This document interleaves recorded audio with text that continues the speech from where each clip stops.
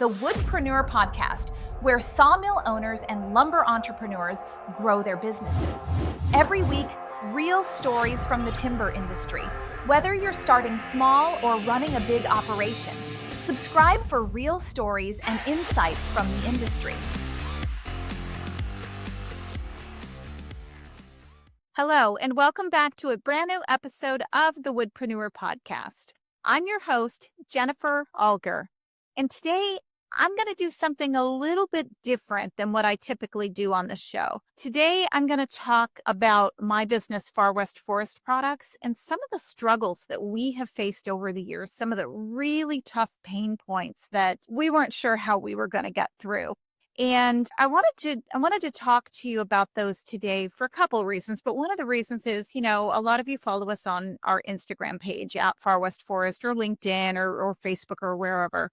And you're always seeing all the wonderful things and the victories and look, everything's going great. Don't they have it all together? Or maybe you're not thinking that, but some do. And it's not all like that. It's not all sunshine and roses. There's a lot of or there has been over the years, a lot of sleepless nights, a lot more than I care to mention. There were a lot of times where I didn't know how to take the next step. I did not know what to do. And some of those issues, I'll go back, now most of you know we have 2 locations. But let's go back, let's rewind the clock a little bit and go back to when we just had that one location in Sheridan. And I'm trying to grow. I love business. I love our customers. I love what we do. And we're trying to grow our business and do these new things. And it just feels like 2 steps forward and 3 steps back, no matter what I would do. I couldn't just get everything flowing in the right direction. And I'm like, am I stupid? Am I dumb? What is wrong with me? Other people are running their businesses and everything's going great. What's wrong with me? What's wrong with my business? And some of the issues were in, I'm guessing they're very similar to some of the issues that you have if you have employees. Some of them were staffing and employee conflict issues, hiring the right people, hiring people who actually can get behind what you're doing and who believe in it. People who are motivated, who are hungry, who want something. Or maybe you've got a couple of great employees and they're great individual contributors, but they just couldn't work together. And I didn't know how to navigate through that. I needed more production out of the sawmill or out of the blades department. I needed better systems and to know our numbers better, to really dive in and understand which blade got more board footage, and know it as a science, not just the gut, and be able to dive into those systems so that I could really drive profitability. And I'm working on all these things, and I just feel like I just keep hitting a wall. And nothing is making sense. And I just keep going back to all the employee struggles and time management struggles, and I'm constantly being interrupted and couldn't do enough to get to the next steps and profit. I mean, who doesn't want more profit? And we needed, we're growing to another building and or another location, and I'm going, if I can't increase profit to match, holy crap, we're going to drown. What do I do? And so today I'm going to walk through with you a helped solution to my problems and the steps that I took to really overcome and scale and not just move into the second location by the seat of our pants, but to thrive. And now I'm running 2 locations and I am more at peace right now, and things are flowing smoother right now with less staff, actually. Higher production, higher profit than we've ever had. And I want to take some steps and kind of unpack how we got there. And so today I want to introduce the guest to the Woodpreneur Podcast, my husband and business consultant, Bryan Alger. Bryan, welcome to the Oh, thank you for having me. I appreciate it. Yeah. So we've worked together for a long time. We've been married a long time, but I really didn't step into to having you specifically consult me until I want to say maybe 4.5 years ago, and really started to work on my business versus in my business and life changing. But before we get too far into that, Bryan, why don't you tell everybody a little bit about your backstory, your background, and kind of how you got where you are now? Yeah. So I spent 27 years in corporate America in the pest control world. 22 of those years was in leadership and high level leadership. And what I found was there's often very little training for leaders. We train people how to do the job, but we don't often train people in the right ways for leadership. And as a result of that, you often end up with low skilled leaders to work for. And I had the displeasure of working for some rough people in my life, which I thought at the time was a curse, but later became a big blessing for me. What I struggled with in leadership was that I knew the people that worked for me had to suffer through my weaknesses, through my learning curve. And at one point, I was very lucky to have a mentor, a guy by the name of Dave Shoemake, that helped me understand myself better and helped me work on a lot of things. As as I grew, as I got better as a leader, the sort of side benefits of that were that I became a better friend. I became a better father. I became a better husband. When I saw the value in myself, I couldn't help but want to work with other people in the same way. There's just a huge vacuum in that. Many people aren't even aware that those types of things exist. The foundation of what I do, not sort of the exact foundation of what I do, is everyone has what John Maxwell refers to as a leadership lid. So if you think of in terms of a scale of 1 to 10, you fit in that scale somewhere. We're going to use the number 5 as an example. Let's say your leadership lid is at a number 5. What that means is the quality of employees that you're going to attract are going to be 3s and 4s.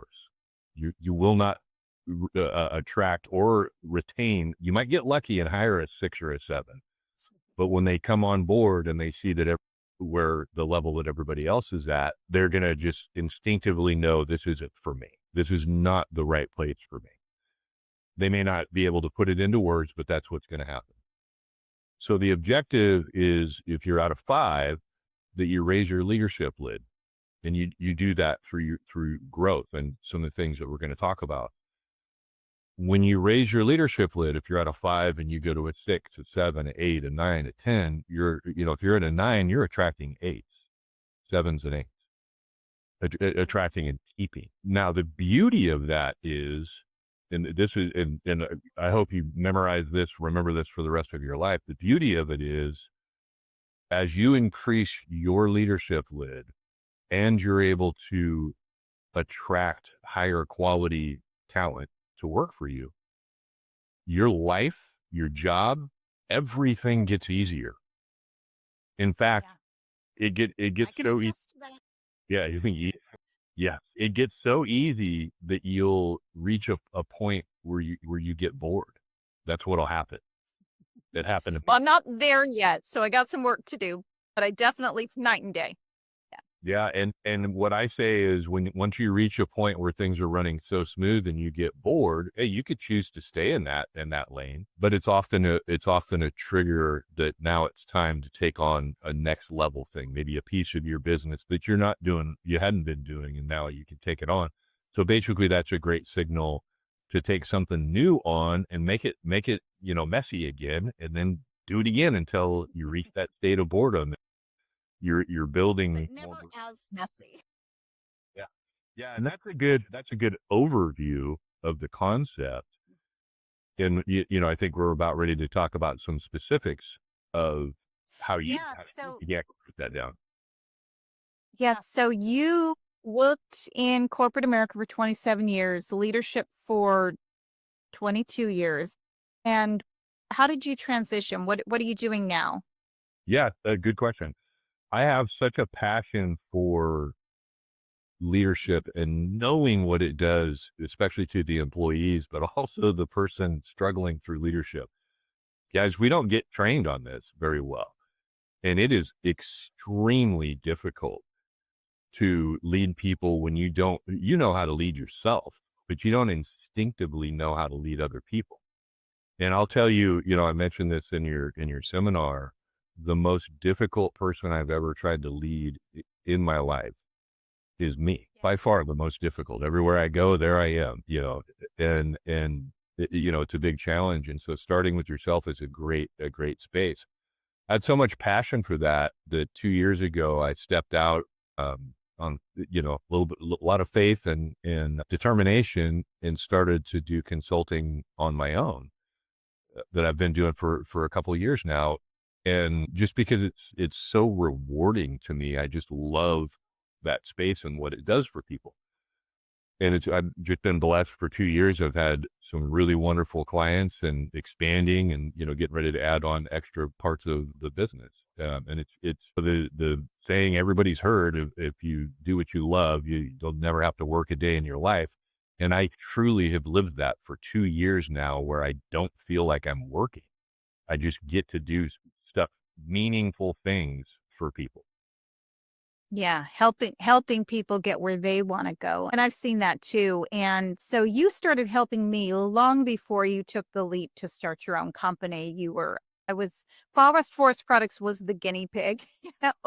And you and were and you were yes, my it worked first in your guinea pig. industry. Yes. Yes, it worked in your previous industry, but now you're able to transition it and show that it just works in any industry. And that's one of the reasons that last week we had a forest products or National Forest Products Week, and we had an in-person conference, a sawmill and business conference, and all this great information, sawmill experts showing the industrial line, marketing expert Steve, you all know Steve, showing the marketing and branding and digital systems so important. And we had architects on there, and just a room full of sawyers and woodworkers and people trying to grow their business. And I knew that what you had done to help me would help them too. And so we walked through a lot of the same pain points that you had walked me through in my business, and you were able to do that in that room. Tell me about some of the things that you were able to share with that crowd. Yeah, the first one of the spaces I like to start is in 22 years, well, actually 24 years now, of developing leaders, helping leaders increase their influence. There's a theme, a major theme that I've come across. Every leader that I've trained, me included, none of us were good at time management. None of us were good at prioritizing what's important. Zero people. In fact, leading up to starting my business, I asked everybody I know, every single person I know, hey, do you know anybody who's a high level leader, like the highest level leaders that would take my call? I want, I wanted to interview them. One of the questions, I got to interview dozens of people, some that were presidents of companies that were worldwide. Then I asked a lot of questions. One of the questions that I asked was, what is the most important thing you do? And I was surprised by the answers, because zero of the people readily knew the answer to that question. All of them said something like, Mhm. it's probably, and then they would say. So the exercise that I had everybody go through in the group, and that I would ask the listeners to do, is pause this video after I say this, pause this video and write down, what are the three most important things that you do? The three most important things that you do in the business that draw the most, or bring the highest outcome, right? And the highest leverage items. As an example, if you have employees, I'll give you a cheat so that you can have at least one. Hiring people is, without, this is my opinion, you don't have to agree with me. Hiring is the most important thing that you do, because it prevents and solves so many problems. And I've got a whole course on hiring. But write that down. Why do I ask you to write that down? Because if we don't know what's important, how are we going to know what to say no to? If we don't know what's important, could look at the end of the day, I saw this when I started my business. When I first started my business, there is no shortage of good ideas and great things that I could be doing. I'm an owner operator. I don't have employees, which means I only have so much time to deal with things. It also means I have to say no to things that probably would have some benefit, but I'm not looking for some benefit. I'm looking for maximum benefit for the return on the time that I would invest. So those three things are going to be your North Star. Don't get caught up in it too much, because you're allowed to change it as new information comes in and you become more aware. The big issue is if you don't know what's the most important, then you don't know where to operate. Now, I do want to talk about this piece of it. There's a reason that entrepreneurs and leaders struggle with this. There's a very specific reason, or very specific reasons. We're drawn to action. We like it. We like action. Yes, It's fun. do. What got us into it? And it's a wonderful trait. It is just a wonderful trait. There's not that many people in the world that are drawn to action. There is a downside to it. When you're drawn to action, you tend to believe that every problem you're made aware of is your problem to solve. And it's not. It absolutely is not. I was definitely there. Yeah, and then what ends up happening is we're made aware of all these issues that come our direction, and we stop what we're doing and we immediately try to solve the problem. And the squeaky wheel theory applies. It may or may not be a problem you should be solving right now. Yes, there are some problems you absolutely should be ignoring and deal with later. But prioritizing those can be difficult. That's why the North Star. What are the three most important things that you should write them down? What was you, when you were walking me through this exercise, you gave an analogy of something I could do instead of solving the problem for them, which is what I was doing. And then at the end of the day, my day was gone. There was no time left to do the things that really drove that profit. And you gave me some really good ideas on what those were. Could you share those with the listeners now? Yeah, let me set that up, because I said earlier that every leader I've ever dealt with had this problem. I'm driving home after getting my dream job. I spent many years dreaming of having this role and what life would be like.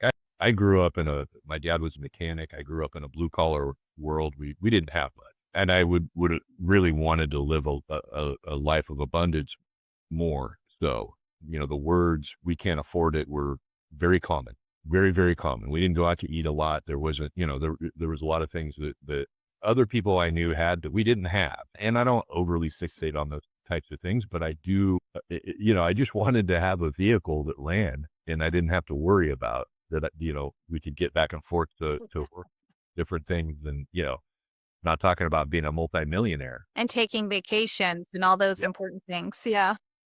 having time off.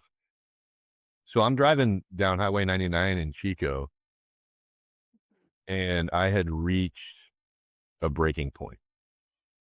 I was so busy that, I had a great plan that worked previously.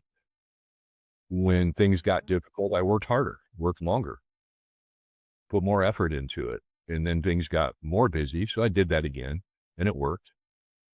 And then it got more crazy and I did that again and it worked. And then eventually it reached a spot where I didn't have anything else left in the tank. I wanted this job like a drowning person wants air. Like that's how bad I wanted it. And here I am at a space where I'm thinking, I don't think this is for me. I don't think I have what it takes. I mean, other people are doing it and they seem to be doing it well. I don't know what's missing. I have no idea. I'm driving down the highway with tears in my eyes because I'm ready to make a decision to walk away from this thing that I worked really hard for. I was making great money and for the first time in my life. But I felt like I was failing everyone. I felt like I was failing, the people I worked for, the job I had. My phone rang nonstop. I was having to charge my phone in the middle of the day every day because of just being on the phone constantly. And then a couple days later, as I'm trying to figure out, like, if I leave, what am I going to do? All the uncertainty questions that come with that. I drove up to Susanville, and there's a hour and a half of that drive where there's just no cell service. It was spectacular for me, but when you got to a place where there was cell service, you sure paid for it. So I got there. Yeah, I got there, and my phone. I had about 30 voicemails within about an hour and a half, just to give you an idea of how constantly busy I was. But I noticed a theme in these voicemails. Each one of them was, "Hey, Bryan, I got a problem. I need your help." And they, mentioned what was going on. The next voicemail was the same person. "Hey, don't worry about it. I got it taken care of. I did that." Cool. All but I think about two of the voicemails, I had to call two people back. And then I started realizing something, that you teach people how to treat you. The problem wasn't my work ethic. The problem wasn't that I lacked, um, the ambition to do the work that I was doing. The problem was that I liked being needed. I liked being the answer guy. Hey, look, it felt good to my ego. So I answered questions too quickly. I gave all the people, I taught people that every time that they came across a roadblock, just pick the phone up. I got the answer, and you're good. What I wasn't doing was delegating. What I wasn't doing was empowering other people. So I'm going to tell you a simple question that I learned that changed my life, and it probably will change yours. And I highly recommend that you write it down. It's very simple. And when you hear it, you're going to go like, "Oh, okay." And the question is, what do you plan to do with that? So somebody calls you with a problem. Oh, wow, that's pretty complex. You already know the answer to it. But the question is, how do you plan on handling that? And listen to it. Yeah. And when I started doing this, the response was a bit like, people were like a little bit taken aback, but then they would smile, most of them. And they would, so, Bryan, I was thinking, what it is in the world, in the world, when you're the boss, people are trying to hand you all these balls, and we just take them, and we take them and we pile them. And pretty soon the stack gets so high, they start falling all over the ground, and you don't know what to do. Well, guess what? Sometimes it's our fault. In this case, it was my fault. I didn't know it as I was going through it. It felt good. I thought I was helping people, but I wasn't empowering. And I was helping people, but I wasn't empowering them. I wasn't giving them an opportunity. And listen, friends, they came up with better solutions than I had in my mind. It changed my life, just empowering other people. Yeah. So in that, And it changed my life too. yeah, Yeah. It changed my life too, because you taught me to do those same things, and it was empowering to them. And I don't even know if I was micromanaging or undermanaging. I think I kind of vacillated between the two depending on the situation.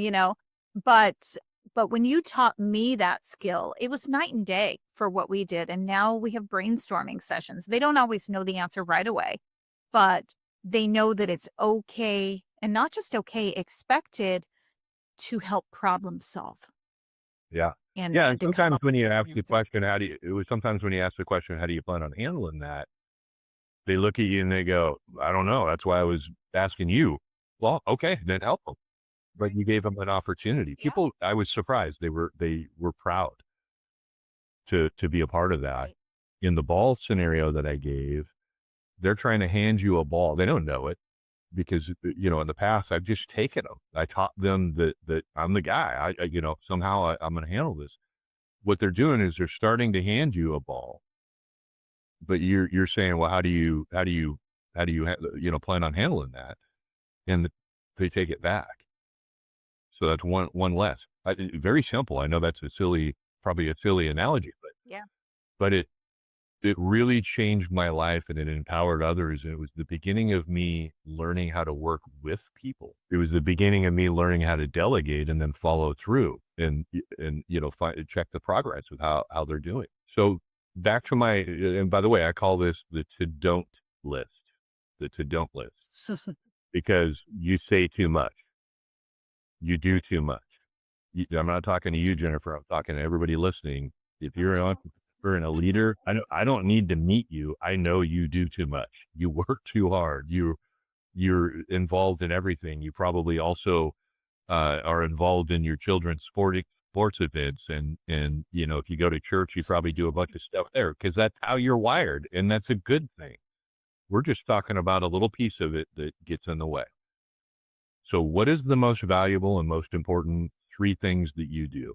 That's your North Star. If you spend, let's say, 70 or 80% of your time in those three things, you are going to be wildly successful, and you're going to have a lot of extra time, and your life is going to get easier. Okay. So Yeah. how do we work through so that we stay in those three things a lot of the time? That's the next list. Make a list of three things, the three biggest items that get in your way, and write them down even if they feel impossible. Write them down.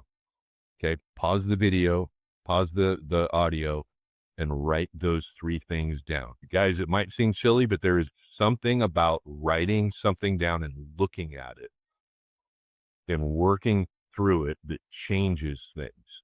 There's three things on your list. And by the way, I did this the last 6 years that I managed managers. Once a week that we went through this, my entire team, we spent 1 hour once a week going through this as a group. You can do it individually. It works better with two or more people because none of us is as good as all of us. None of us is as good as all of us. And, Yeah. and people will have perspectives and ideas that you never thought of. So I asked you to put three down. We're only going to work on number one. Why do we want three? Because I want you to see when you're able to cross that number one off your list, and number two becomes one, and you have to add a third. And then if you do this consistently, once a week, twice a month, whatever you have time for, if you do it consistently, pretty soon you're going to struggle putting things on this list. And that's a good thing. And you'll be tempted to stop doing it. Don't do it. Don't do it. Do it on a regular basis because it is of the 6 years that I did it with my team. If we ever took a pause, we very quickly started getting back into old habits. Remember, we're drawn to action. That ain't going away. It's a good thing. But when we're drawn to action, sometimes that action has no value or it has very little value. Yeah, I could do this and it might lead to some leads or it could lead to, bigger opportunities and it might. But if it proves not to, you need to stop doing it, even if you enjoy it, because we're looking at our North Star is where we need to put our time. So Jennifer, I would ask you, what if you could go back, what was one of the things that we put on your to don't list that we started to work on? Ooh, on my to-don't list, I very specifically remember my very first to-do list or top 3 leverage items. And I know there were profit, time management, and staffing. And I know one of my to-don'ts on that very first list, and honestly, this one's still it's still up there. And I'm getting better at it. And it's saying no. And it's really evaluating because I love being in the action. I love the shiny new things. I love being on boards and committees and doing all the things that feed my passion. And maybe someday I'll be at a point where I have a completely self-managing company and I can do those things. But today you've taught me to ask the right questions. You ask me the right questions to get me thinking about things. And I evaluate each new opportunity that comes at me and I look at it and I go, do I love this? Yes, that's great because I love most things. So that's almost always getting a yes. But then beyond that, does this help me get to my goals that I have listed out? And how so? And do I have time for this? And is this the best use of my time? Yeah, it might get me to my goal, but it might be a lower level item, not one of the higher level items that I need to focus on. And so for those of you who are listening who came up with a really great things for me to join and I haven't, now you know why. It's his fault.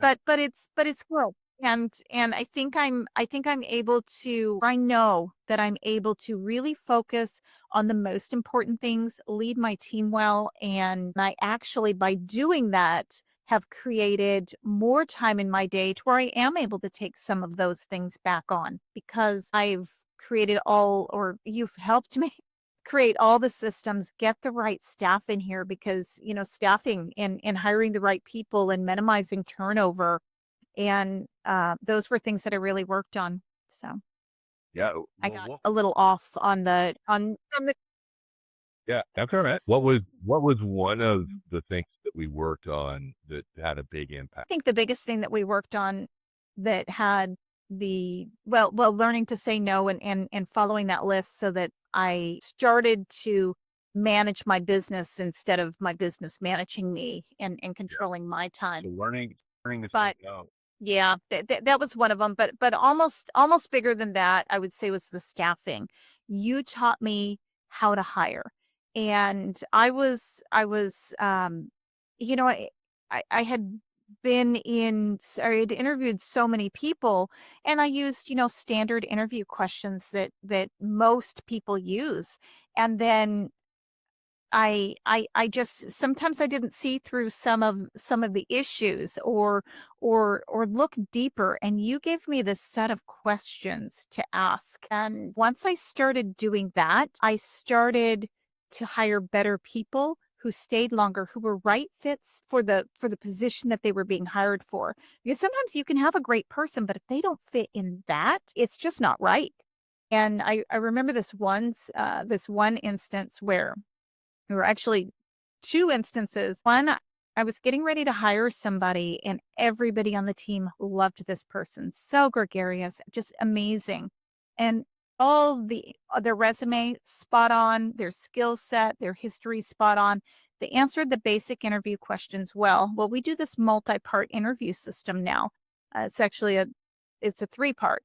And we're in the last round, and we're going through these questions that you had given me, and I'm interviewing and this happened with 2 different people, just different outcomes. I'm interviewing them, and I'm diving into the weird questions that you gave me, and by this point, they're all relaxed and they're opening up, but as they're telling the stories, because I'm asking them to tell stories of different things that have happened, you start to see their micro expressions, you start to really get a good look into them, and one of them had an ego the size of California, and the questions allowed me to discover that, and I wouldn't have otherwise because all the answers, all the textbook interview questions, he nailed them. And then another one, there was, and I'm telling him, or I'm asking him a question. I don't remember the specific question, but I think I'm asking him to tell me about a time that there was an issue with a colleague or a boss, and he dove deeper. It was a much more complex question than that, but to have him retell that story of how they resolved that issue, the rage was still there. It was not resolved. And I could see the rage coming from this person, and I knew that was not the right person for our team. We'd worked so hard to go from some toxicity and some chaos of people not being able to communicate well to just building this solid team. I was not bringing that in, and so staffing, that was Yeah. So, okay, so probably one of the if you're, at your business and you're working through this to don't list and hiring is on your radar, hiring quality people. And I'll give you a little bit of insight because there's a lot of talk about it being difficult to hire. You can't find good people now, things like that. And I want to be direct on this one. And I apologize if this is overly direct, but you're wrong. There is wonderful people in this world. There is absolutely terrific in all generations. Millennials, Gen Z, there are spectacular people. You're just not attracting them yet. And so the question you might ask is, okay, how do I get the skills? How do I, and that begins the process of you building a very specific strategy. And in a minute, I'll give you a strategy. But the important part for this podcast is that you understand how to work through this. So you might realize like, hey, other people are hiring better. I just don't have the quality that they have. Why? Well, it probably has a lot to do with the interview process. It probably, the industry that I came from, not only did we have to hire good people, but we had to get them licensed to do the work, which was a 30 to 90-day process. What I ended up doing was I interviewed just about weekly, even when I was fully staffed, so that I could get people going through the process of being licensed, so that we could hire them later. We lost some people that were in our hiring pipeline, over the process, but it created a pipeline that we could just pick from. So if somebody quit or whatever, there was a vacancy for whatever reason, we had, sometimes 5, 6, or 8 people that we could choose the best from. So one mistake that we make that I just see all the time is we hire based on experience rather than aptitude. Well, they've done the work before. They know the lumber industry. They know this sawmill really well. And that's very, very appealing. And I understand why. What I'd like you to think about is you're potentially trading a short-term problem for a long-term problem. Short-term problem is training. Okay. Listen, training somebody on a piece of equipment doesn't really take that long when you consider if you hire the wrong person that has the experience, you might have them for many months or years and then be a wrong fit. So this is the part where I'll go into coaching specifically for how to hire. Ask yourself, what do you look for in an employee? What are the things, and you can pause this video or audio and think about this for a minute.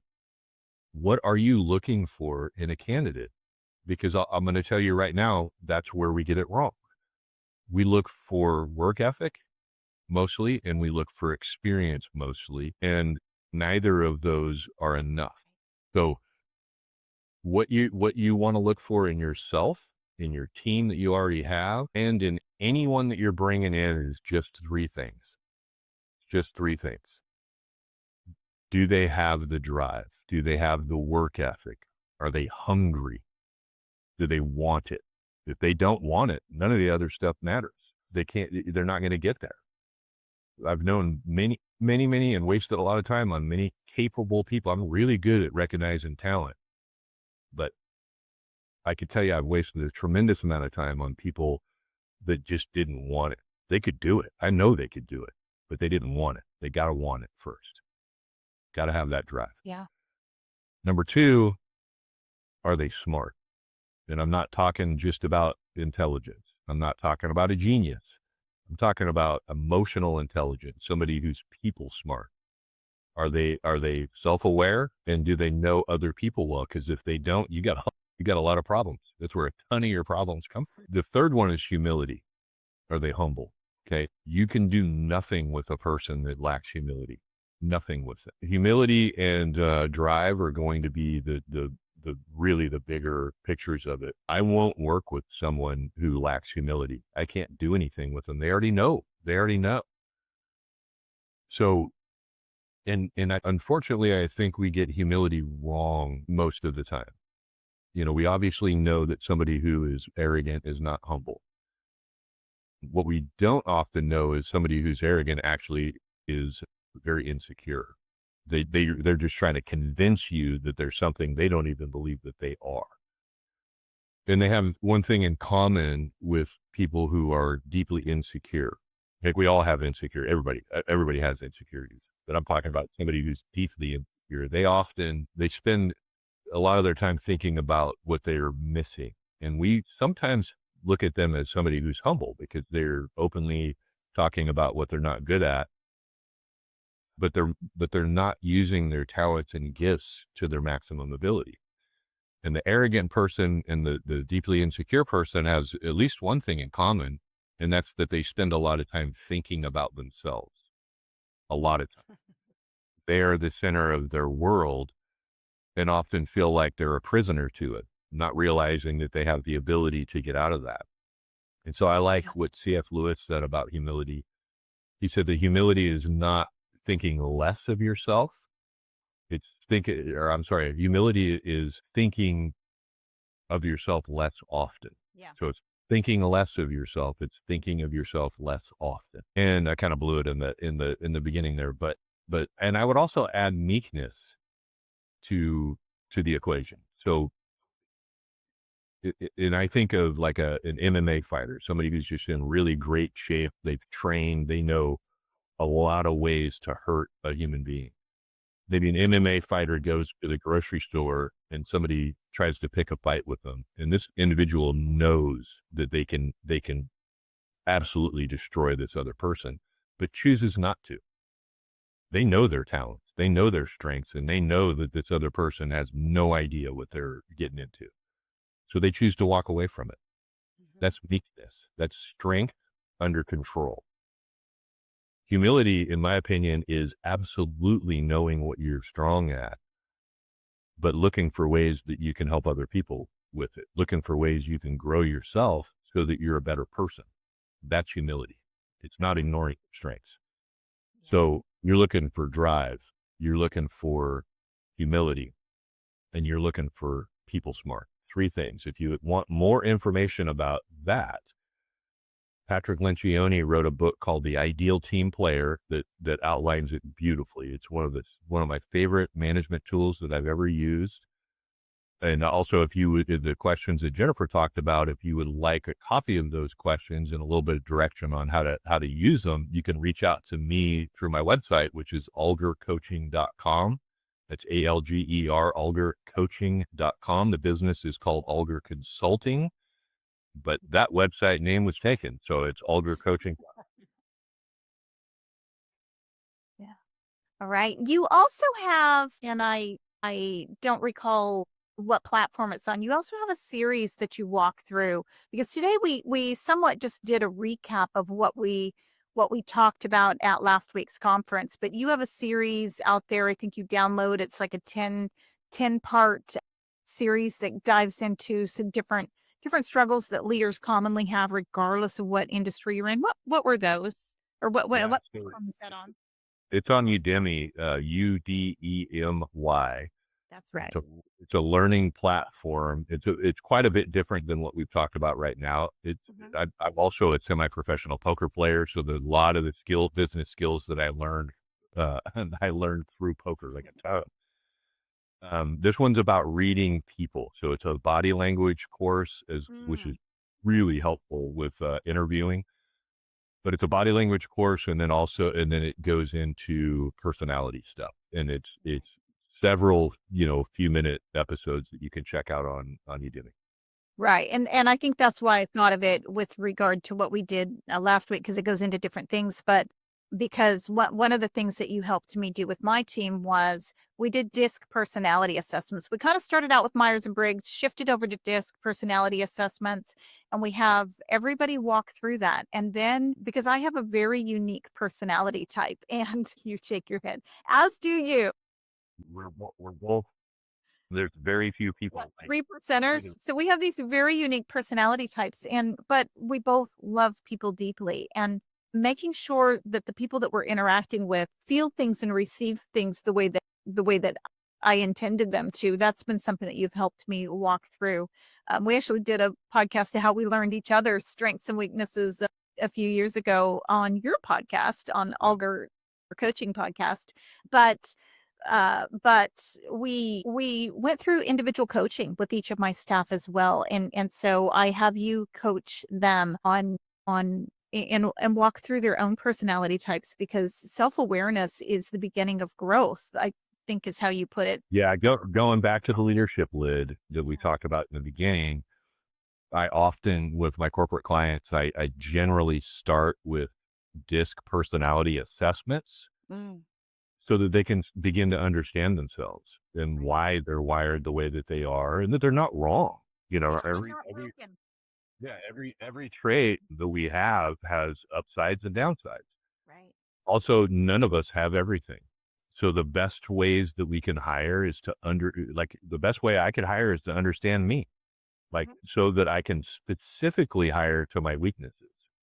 one of the things that I would do on a regular basis, because I love to laugh and have fun and goof off while we're working and just have a good environment, Mhm. but I'm not good at initiating that.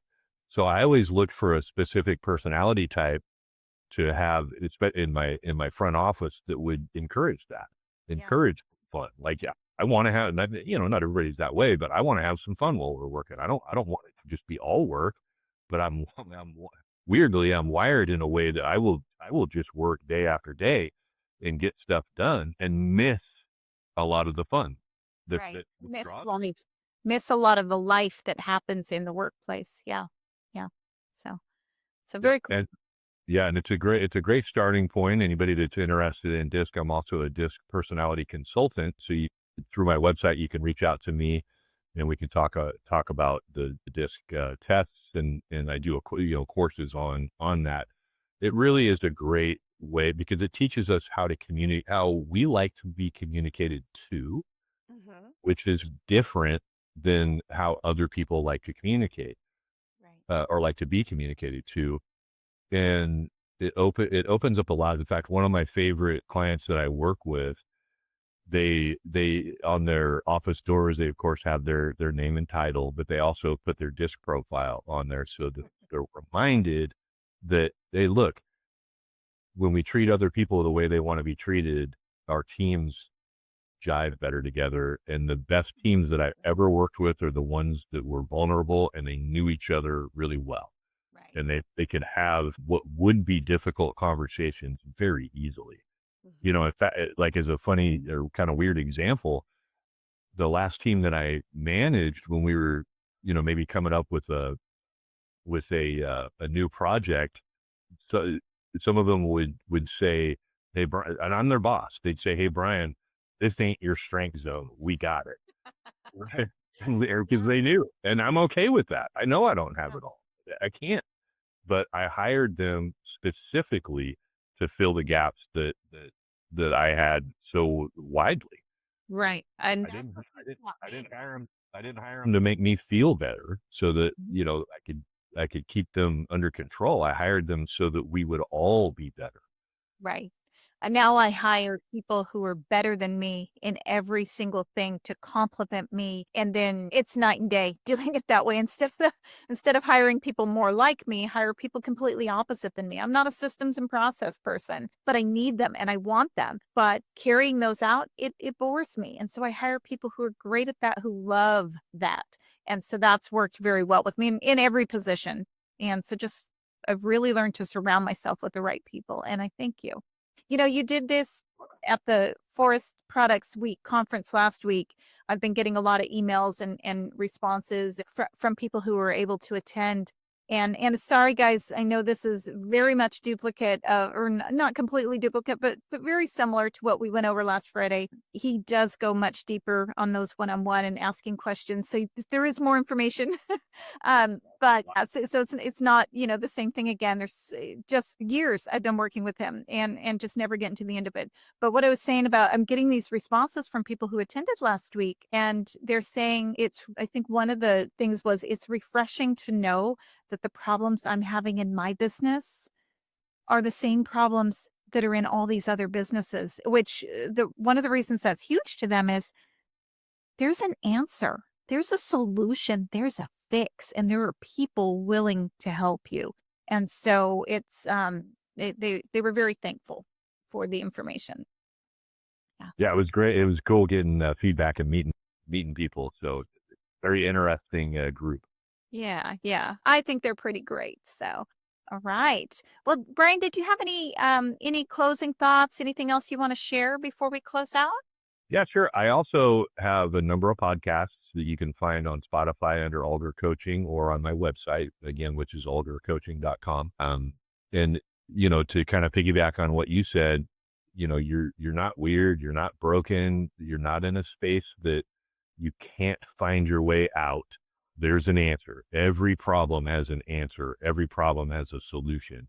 It's just a matter of researching it and walking through the steps, like we talked about with the to don't list. I mean, that'll give you a ton of headway.